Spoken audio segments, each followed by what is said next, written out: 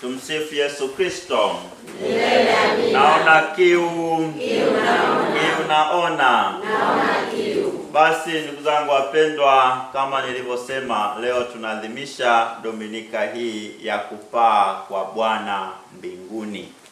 Ni Dominika ambayo tunaadhimisha baada ya siku 40 ya ufufuko wa Kristo. Kama tulivyosikia katika somo la kwanza, baada ya siku 40 kufufuka kwake Bwana wetu Yesu Kristo, Yesu anawatokea tena mitume, anawachukua mitume na kwenda nao mahali, na hapo wakiwa wanamtazama anapaa mbinguni. Kwa hiyo ni sherehe kubwa katika kanisa ambayo inaendelea kutupa imani juu ya umungu wa Kristo, kwamba yeye ametoka kwa Baba na anarudi kwa Baba. Yeye ametoka kwa Baba, anarudi kwa Baba. Amekuja kutufundisha iliyo kweli, na baada ya sisi kuisadiki na kuijua hiyo kweli ambayo yeye ndiyo aliyetuambia, mimi ndiyo njia, ukweli na uzima, kwamba mtu hawezi kuja kwa Baba isipokuwa kwa njia yangu.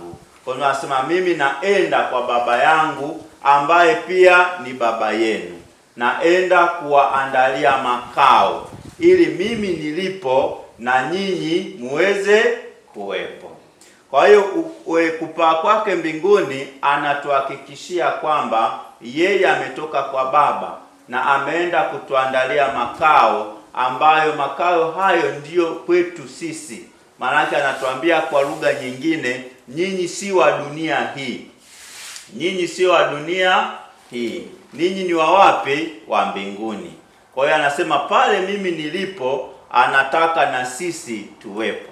Ndugu zangu, kwa hiyo tunaposherehekea sherehe hii ya kupaa kwa Bwana wetu Yesu Kristo mbinguni, cha kwanza tunakumbushwa kwamba mimi na wewe sio wa dunia hii. Mara nyingi tuna huruka ya kujisahau, ya kuzania sisi hapa ndo kwetu. Tumsifu Yesu Kristo.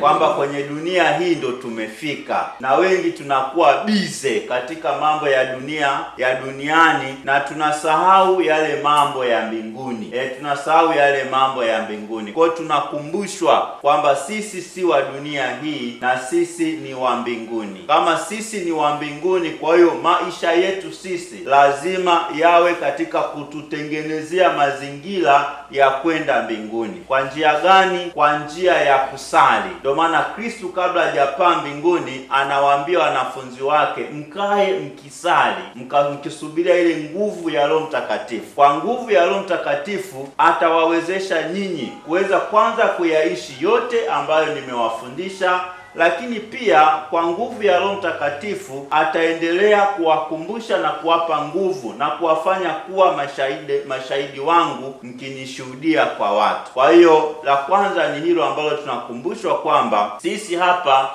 ni wenyeji wa mbinguni.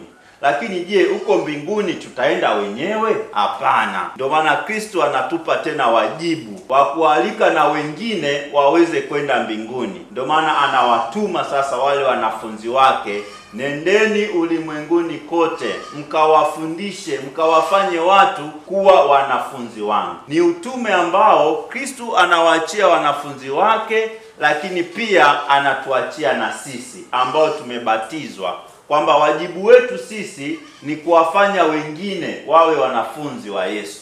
Tumsifu Yesu Kristo. Kwa hiyo kuwa mwanafunzi wa Yesu hautaki uwe peke yako, uwe na wenzako. Kazi yetu kubwa niyo kuwafanya wengine wawe wanafunzi wa Yesu, na wale wanaokubali kuwa wanafunzi wa Yesu tuwe tayari kuwabatiza.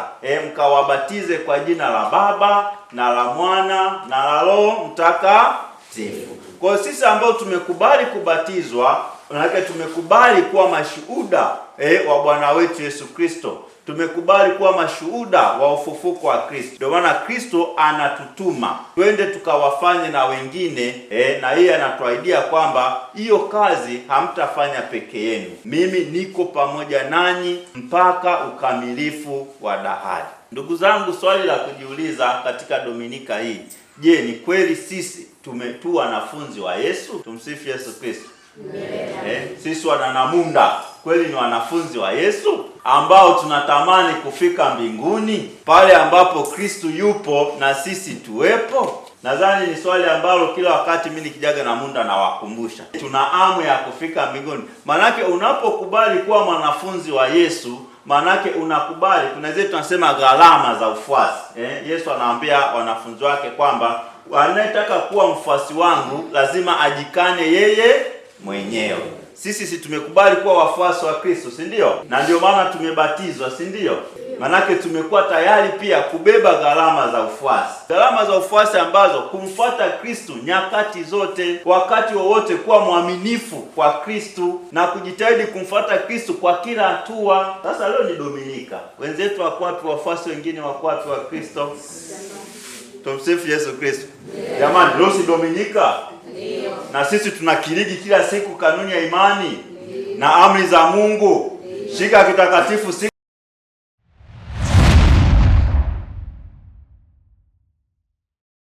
Tumsifu Yesu Kristo. Naona kiu. Naona kiu. Basi ndugu zangu wapendwa, kama nilivyosema, leo tunaadhimisha Dominika hii ya kupaa kwa Bwana mbinguni. Ni Dominika ambayo tunaadhimisha baada ya siku 40 ya ufufuko wa Kristo. Kama tulivyosikia katika somo la kwanza, baada ya siku 40 kufufuka kwake Bwana wetu Yesu Kristo, Yesu anawatokea tena mitume, anawachukua mitume na kwenda nao mahali, na hapo wakiwa wanamtazama anapaa mbinguni. Kwa hiyo ni sherehe kubwa katika kanisa ambayo inaendelea kutupa imani juu ya umungu wa Kristo, kwamba yeye ametoka kwa Baba na anarudi kwa Baba. Yeye ametoka kwa Baba, anarudi kwa Baba. Amekuja kutufundisha iliyo kweli, na baada ya sisi kuisadiki na kuijua hiyo kweli ambayo yeye ndiyo aliyetuambia, mimi ndiyo njia, ukweli na uzima, kwamba mtu hawezi kuja kwa Baba isipokuwa kwa njia yangu. Kwa hiyo anasema mimi naenda kwa Baba yangu ambaye pia ni Baba yenu, naenda kuwaandalia makao ili mimi nilipo na nyinyi muweze kuwepo. Kwa hiyo kupaa kwake mbinguni anatuhakikishia kwamba yeye ametoka kwa Baba na ameenda kutuandalia makao, ambayo makao hayo ndiyo kwetu sisi. Maanake anatuambia kwa lugha nyingine, nyinyi si wa dunia hii. Nyinyi si wa dunia hii. Ninyi ni wa wapi? Wa mbinguni. Kwa hiyo anasema pale mimi nilipo, anataka na sisi tuwepo. Ndugu zangu, kwa hiyo tunaposherehekea sherehe hii ya kupaa kwa Bwana wetu Yesu Kristo mbinguni, cha kwanza tunakumbushwa kwamba mimi na wewe sio wa dunia hii. Mara nyingi tuna huruka ya kujisahau, ya kuzania sisi hapa ndo kwetu. Tumsifu Yesu Kristo. Kwamba kwenye dunia hii ndo tumefika, na wengi tunakuwa bize katika mambo ya duniani, na tunasahau yale mambo ya mbinguni. Tunasahau yale mambo ya mbinguni. Kwa hiyo tunakumbushwa kwamba sisi si wa dunia hii na sisi ni wa mbinguni. Kama sisi ni wa mbinguni, kwa hiyo maisha yetu sisi lazima yawe katika kututengenezea mazingira ya kwenda mbinguni. Kwa njia gani? Kwa njia ya kusali. Ndio maana Kristo kabla hajapaa mbinguni anawaambia wanafunzi wake, mkae mkisali, mkisubiria ile nguvu ya Roho Mtakatifu. Kwa nguvu ya Roho Mtakatifu atawawezesha nyinyi kuweza kwanza kuyaishi yote ambayo nimewafundisha, lakini pia kwa nguvu ya Roho Mtakatifu ataendelea kuwakumbusha na kuwapa nguvu na kuwafanya kuwa mashahidi wangu mkinishuhudia kwa watu. Kwa hiyo la kwanza ni hilo ambalo tunakumbushwa kwamba sisi hapa ni wenyeji wa mbinguni.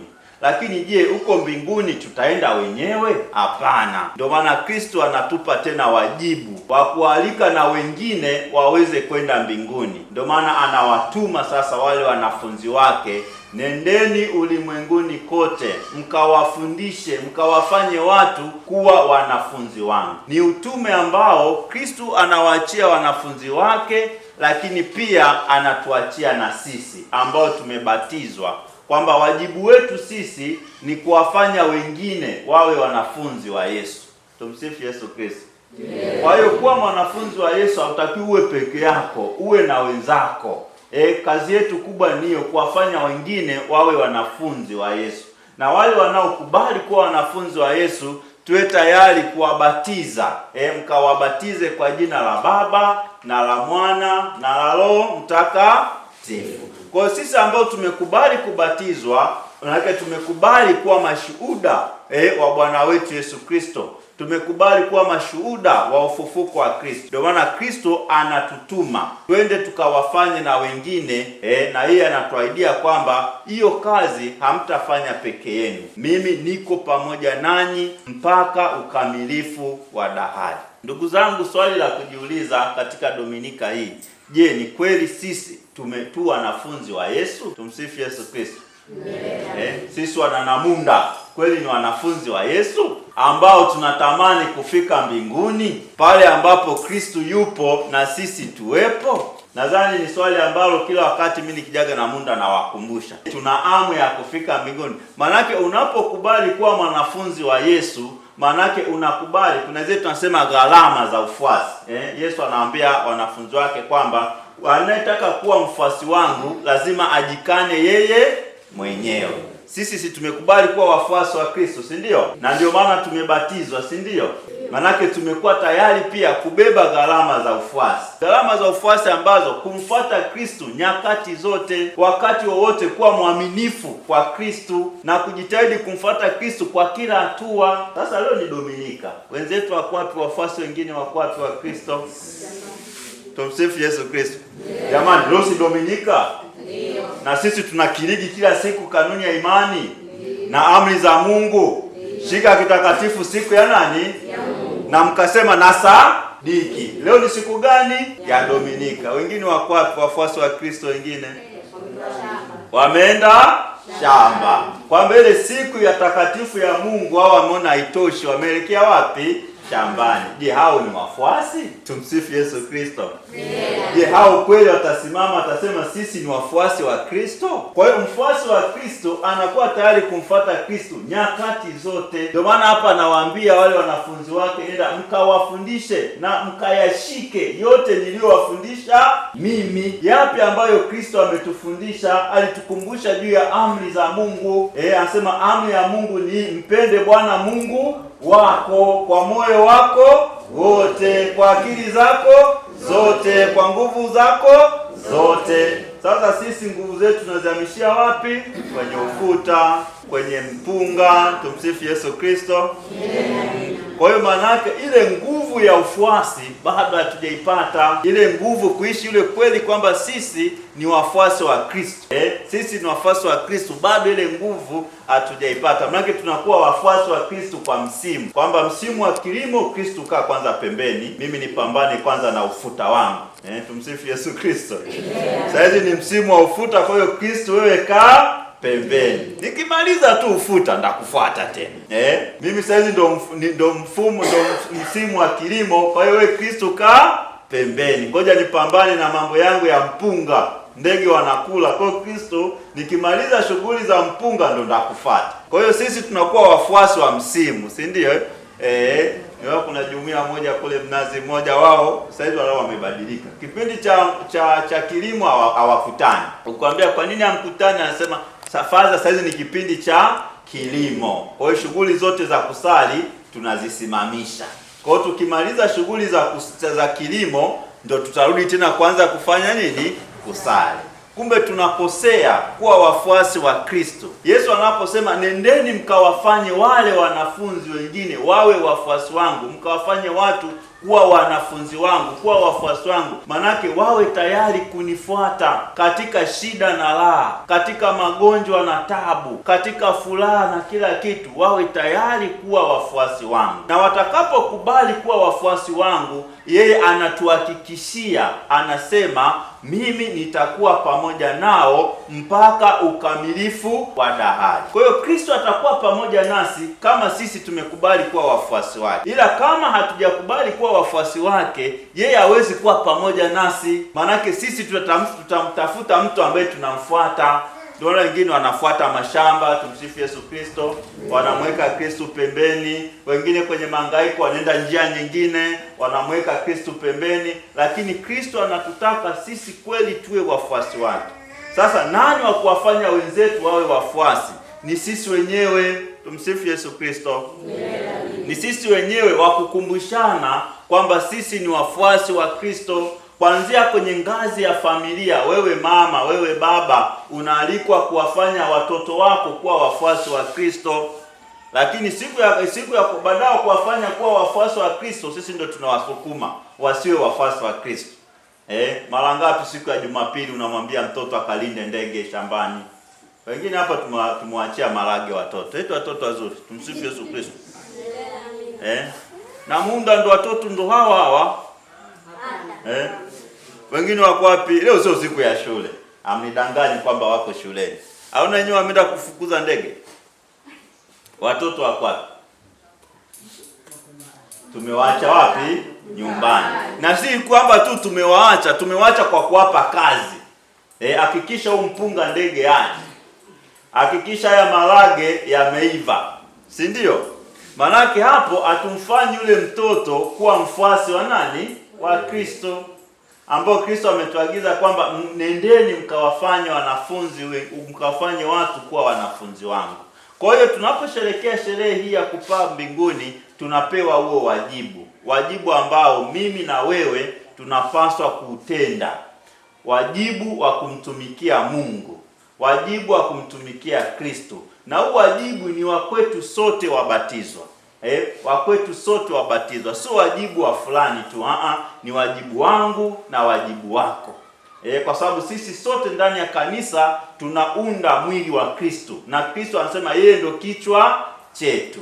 Kama Kristo ndo kichwa, sisi ndo mwili wake, ndo viungo. Ndo viungo ambavyo vinaukamilisha ule mwili wa Kristo ambao ni kanisa. Kwa kila mmoja ana wajibu ndani ya kanisa. Kwa tusipotimiza wajibu wetu vizuri kama wa Kristo, tusipotimiza wajibu wetu kama wafuasi wa Kristo, maana yake kuna hatari ya kuwapoteza wenzetu katika ufuasi. Tumsifu Yesu Kristo. Mara moja kuna kijana mmoja alikuwa ananipakia na bodaboda, tena kutoka huku kuna Munda. Ananipakia, tunaanza kupiga story kwenye bodaboda. Nauliza wewe unasali wapi? Sasa faza mimi ni kwaga Mkristo, tena Mkatoliki. Kwa nini? Nilizingua. Tumsifu Yesu Kristo. Wanaozingua si wanatoka kwenye familia zetu jamani? Uongo kweli? Si ni wale ambao tuliwabatiza? Wale ambao tuliwasimamia kwenye ubatizo? Tumsifu Yesu Kristo. Wangapi walio amemsimamia mtoto alafu amezingua? Wengi. Biblia anasema mimi nimesimamia wengi na wengi wamezingua. Maana yake hujatimiza wajibu wako. Tumsifu Yesu Kristo. Haujawalinda wale wafuasi. Kwa hiyo sisi tuna wajibu wa kuwalinda wale wafuasi. Wale ambao tunawafuata wawe wafuasi, wajibu wetu sisi ni kuhakikisha wanabaki kuwa wafuasi. Wasipotee. Tuendelee kuwalinda. Wale ambao tunatakiwa kuwakumbusha. Kwa hiyo tunatakiwa kwanza sisi tuonyeshe mfano wa ufuasi, wa kuwa waaminifu katika kumfuata Kristo kila wakati. Watu watuone sisi ndo mstari wa mbele. Sasa sio leo tupo, kesho hatupo, kama kwaya yangu ya Namunda. Mimi naipendaga kwaya ya Namunda. Kuna msimu inajaa hadi kule nyuma kwaya moja. Kuna msimu hauioni, utakuta mama nanili pale, mama basi wanatosha tu hawa. Tumsifu Yesu Kristo. Wengine wanaendaka wapi? Wasubiria msimu wa sikukuu, sio? Ya Terezia na nani? Maria Magdalena. Pale mnajaa. Pale mwenyewe nawapaga eko. Hadi kule nyuma. Na sare zetu. Lakini misimu mingine hatuonekani. Tumsifu Yesu Kristo. Sasa hiyo sio roho ya ufuasi. Roho ya ufuasi ni kuwa mfuasi kwa nyakati zote. Kwa hiyo tunaposherehekea sherehe ya kupaa mbinguni kama nilivyosema, Kristo alienda kutuandalia makao, ameenda kutuandalia makao sisi wafuasi wake, kwamba atakapokuja atukute. Ndio maana swali ambalo Kristo aliliacha alisema hivi, mimi nitakapoenda kwa Baba, mwana wa Adamu atakapokuja, je, ataikuta imani? Mimi nawaza mfano leo ndio iwe mwisho wa dunia. Leo ni saizi hivi kwamba ukitukishamaliza hapa wote Kristo ndo anakuja. Wangapi watakuwa wameenda mbinguni? Tumsifu Yesu Kristo. Wangapi watakuwa wameenda mbinguni? Kwa sababu Kristo anasema naenda kwa Baba kuandalia makao, ili nitakapokuja niwachukue mimi nilipo na nyinyi muweze kuwepo. Sasa hivi Kristo akija leo asema leo waliokuja Dominika hii ya kupaa kwangu mbinguni ndio naoenda na wapi? Mbinguni. Si wengine watalalamika. Tumsifu Yesu Kristo.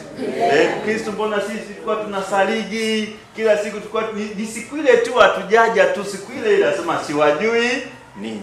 Kwa Kristo anataka tuwe wafuasi kila wakati bila kuacha, kwamba yeye atakapokuja atukute tunakesha. Ndio anasema nitakapokuja niwakute mnakesha, kwa sababu amjui siku wala saa ambayo mimi nitakuja.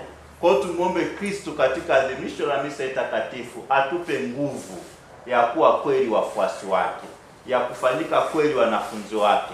Sisi ambao tumekubali kubatizwa, maana yake tukakubali kufanyika mashuhuda. Ndio maana anawaambia wale wanafunzi kwamba mtapokea nguvu ya Roho Mtakatifu na nyinyi mtakuwa mashahidi wangu, mtanishuhudia mimi. Kwa sisi tunalikwa kuwa mashuhuda wa Kristo kama wafuasi wake, na mwisho wa siku basi Kristo alipo na sisi tuweze kuwepo. Tumsifu Yesu Kristo. Yeah.